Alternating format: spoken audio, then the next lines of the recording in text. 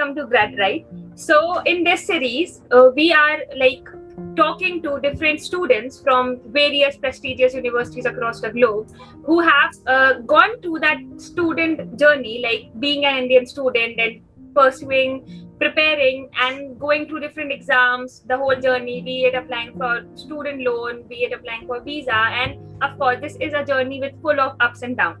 So today for this talk, we have Mr. Piyush Modi with us, who is pursuing Masters of Science in Human Factors and Ergonomics from San Jose State University. So thank you so much for joining us. We are great to have you here. Thank you, Yashasvi, for inviting. I'm more than happy to help other people who are going through the same process and share my journey with them, so that if they can actually leverage some points out of it, it'll be really useful for all of us. That's so great. So starting from the first point itself, that when did you thought that you want to study abroad and like the motivation behind it? Well, after finishing my graduation in 2017, I was hired by Deloitte as a software developer, to be honest. And that was the point when I realized that software development is something that I cannot do for my whole life.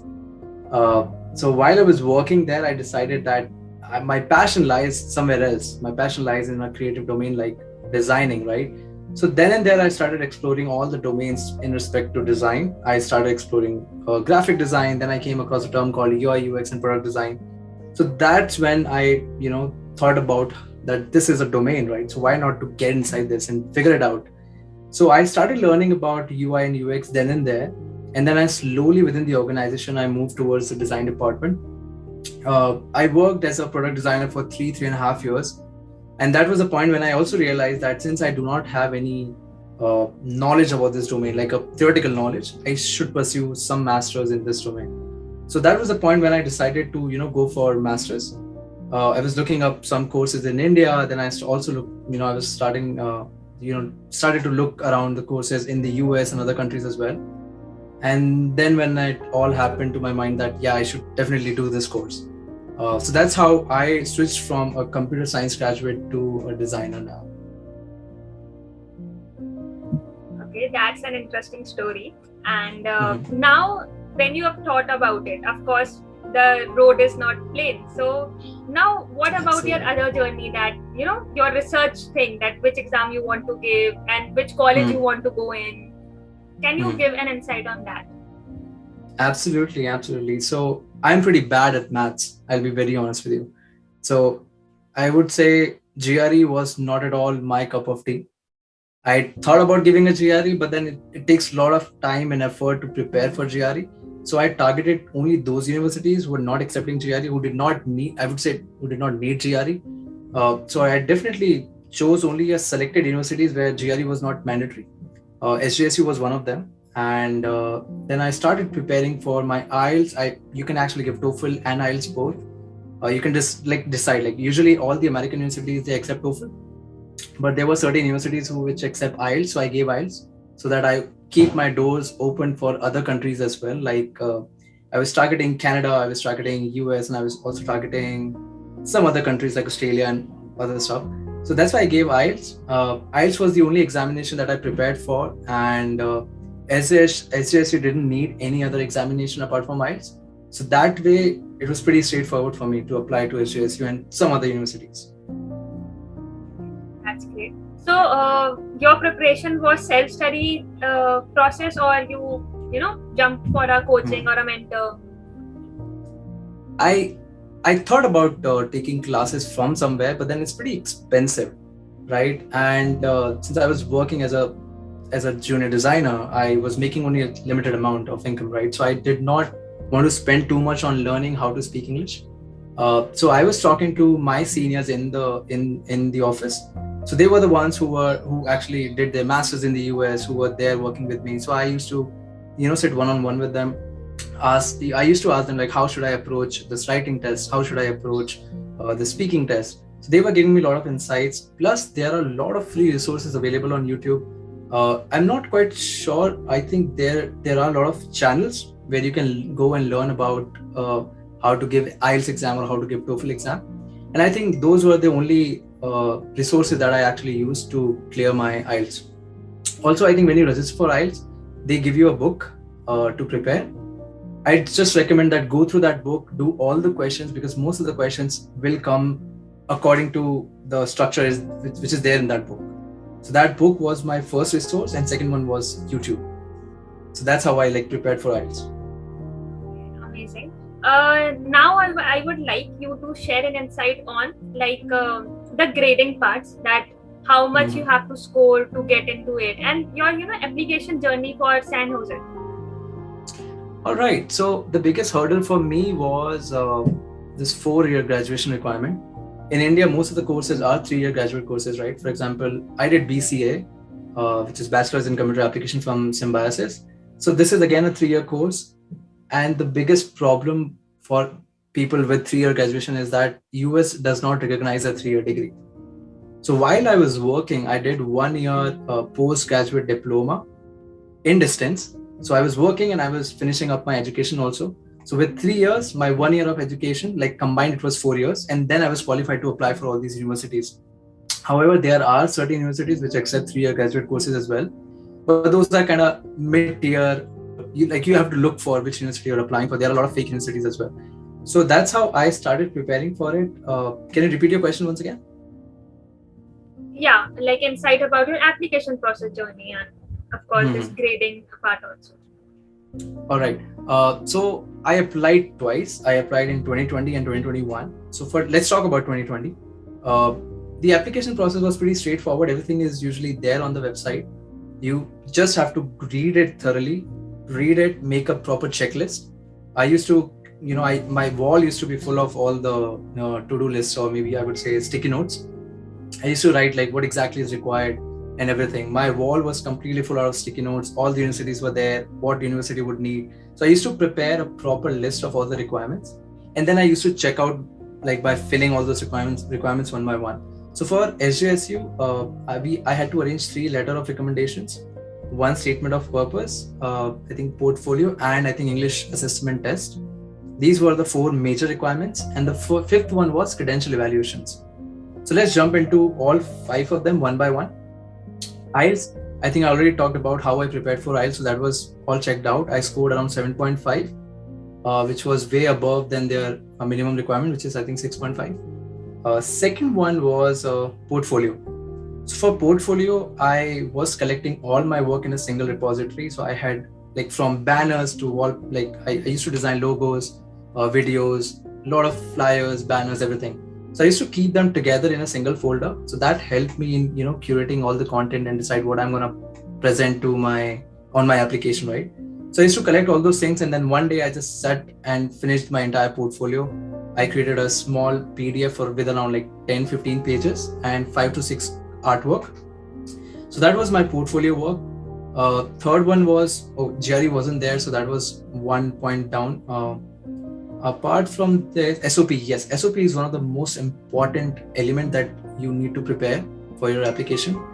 And in general, SOP is like your story, right? And I personally do not recommend to go with some third-party content writer, because you know your story way better than anybody else in this world, right? So I wrote a very rough layout of my story, which was my SOP. Then again, I was on money crunch. So I did not consult with any consultancies out there. I did not take any help from any content writer, nothing. I just wrote my SOP on my terms, showed it to a couple of my friends who were into content design business. So they gave me feedback around, Piyush, you improve this language, you can figure out this, you can do that, maybe add this and maybe remove that.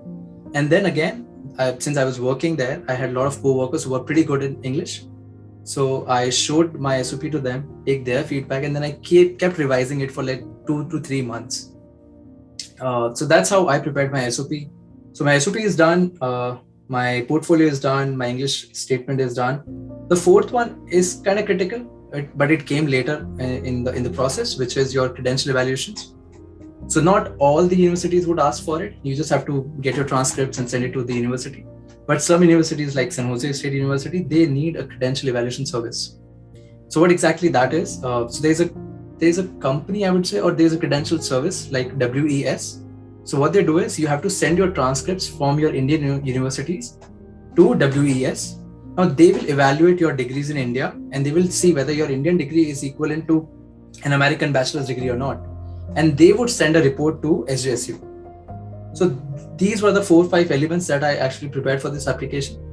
And once WES submitted my credential evaluation to SJSU, then my application was moved in the process. So this was like the overall process for SJSU. And with SJSU, I applied to University of Washington also, where I got the reject. But I think these were the 2 universities that I applied in 2020. Now, I guess the third step can be asking about like, what was your process for, did you apply for any student loan or something like that? Absolutely.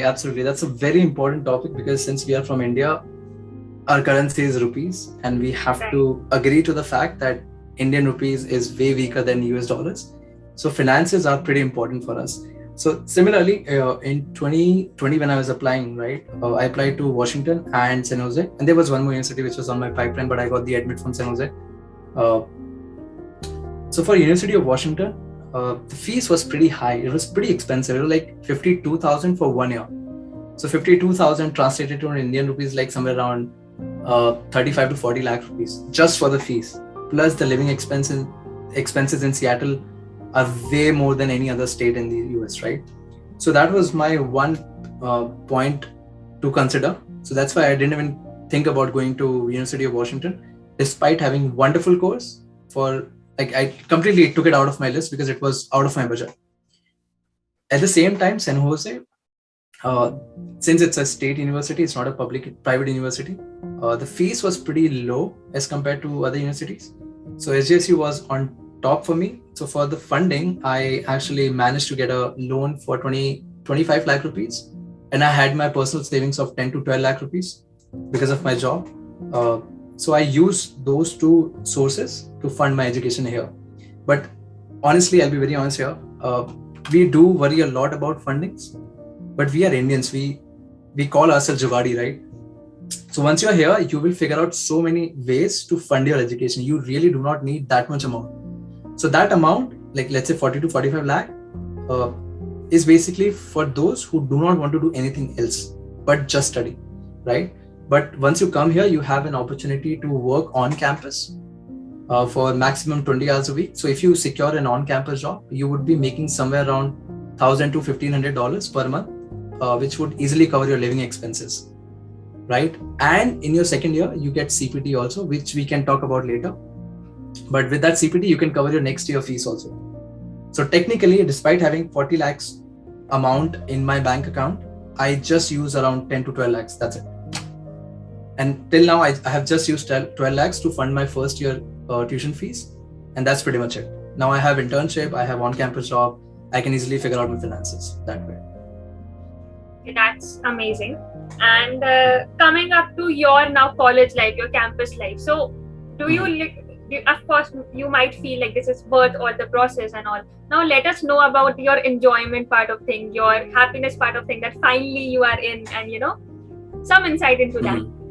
A motivational factor.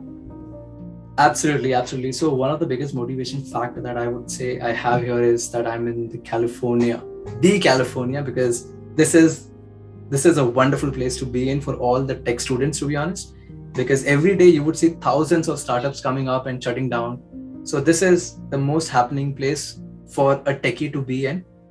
Now talking about San Jose as a city first, then I'll jump onto San Jose State University. San Jose as a city is pretty lively. It is surrounded by 2 major cities. Like on one corner, you will see San Francisco, which is crazy. If you go there, you will see all the tallest buildings in the California. And it is one of the most beautiful cities I've come across. And on the other side, we have LA. So people who love Hollywood, LA is your place, right? So technically, if you see location-wise, this is one of the best locations, I would say, in entire America, because the weather also here is pretty pleasant. So right now it's April 26th. In India, it must be super hot, but it's kind of windy and chilly. So weather-wise, this place is perfect. San Jose is somewhere in the middle. So I would say nightlife is also pretty good. But the entire city, or I would say entire America, shuts down around 9:30, 10ish. So that way it's kind of bummer, but yeah, you would actually enjoy the life. Now, talking about San Jose State University, most of my classes are hybrid right now. I just go to the campus only to attend one class in my second semester. But from next semester, all the classes are going to be offline. So we have to go to the campus. Campus life is pretty great. We have a lot of cool things, to be honest, but I do not use all of them. I just use the gym and the swimming pool. That's pretty much it. But we do have a lot of groups. We have fraternities, we have associations. So since we are Indians, we have an Indian association as well. They organize all the fancy events that we celebrate in India. For example, we have a Diwali festival, we have Holi festival, we have Baisakhi celebrations, we have a lot of events happening every other day. So it's kind of happening. It's just I do not go to the campus because my focus is always on my project, building my portfolio, doing all of this stuff. So that's why I do not access all of those things. But yeah, I mean, life is pretty great here. And we also have a big student union where you can just go with your family, friends. You can do bowling, you can do pool. There are a lot of other facilities as well, which you would love to explore once you're here. This was amazing again, and of course for those Indian students who are missing festivals here, would love to celebrate it there and feel happy and like family feeling, of course. Apart from it, how is the faculty support there? Like compare, not just comparing to India, but we know in India what happens. There are some teachers who are very lenient to us and we feel free to ask them anything, and there are some teachers very strictness. So our whole Indian system and the definition of a teacher is very diverse. How do you feel a connect with your faculties there? That's a pretty good question, I would say. Well, it's subjective, right? It depends on your course also, like which course you're coming here to pursue. So faculties differ from course to course. So for me, I think I would say my faculties are pretty supportive. So if you have, let's say, a crazy idea that you want to pursue, go ahead, talk to them. They will support you no matter what, right? And they are also ready to bend their rules if they see that potential in your idea, right? So of course, faculties are pretty supportive. I treat them like my friends instead of having that professor and student relationship. We have like a friends relationship where you can just go to your professor, talk about anything and everything that is going in your life. Maybe take some suggestions. Let's say if you have a job interview coming up, so our professor technically give us certain tips that you can actually leverage to land a job. For example, one of my professor, he's a pretty good person though. He used to be a chief design officer in certain big organizations, and that person is teaching us design right now. So he gives us those small tips that as a recruiter he would want to look in that candidate, right? So these are certain tips that you would actually get from your professors. However, the education system here is pretty different, right? So in India, we get a preset of courses that we have to take to pass the degree. But here, you decide your own journey. So we have a preset of core courses that you have to take no matter what. But there are so many electives that you can choose from. Now, let's say in my profession, right now I'm on a journey to become a product designer. But there are certain courses that I can take to change my journey from design to research. Right, so that you can do, and for that you can just block your professor's time. You can meet them in their office time, and maybe talk to them about how you want to plan your journey, what do you want to do in the future, and they would actually love to help you out. And that's how it works. I mean, if you build that relationship with your professor, then they would actually give you all those tips and tricks and all those hacks that you really need to get a wonderful job here. That's amazing. So I'm coming up to my last question. Can you share an insight about your student visa, or are you applying for work visa, and something about that, like the visa process and the journey you went through for visa? Well, I would say the journey that I went through would be very different than now, because I applied for my visa when it was like the pandemic time, right? So I applied through all the regular portals that we have, and it was pretty straightforward. I got my OFC 2 days before my visa interview. I did my OFC. It was pretty smooth. And for my visa interview, again, it went flawless. It was just a 15-second interview. So my interviewer, or I would say, what do we call that person? VO, right? Visa interview officer. So my VO asked me only 2 questions. Where are you going? And who is funding your education?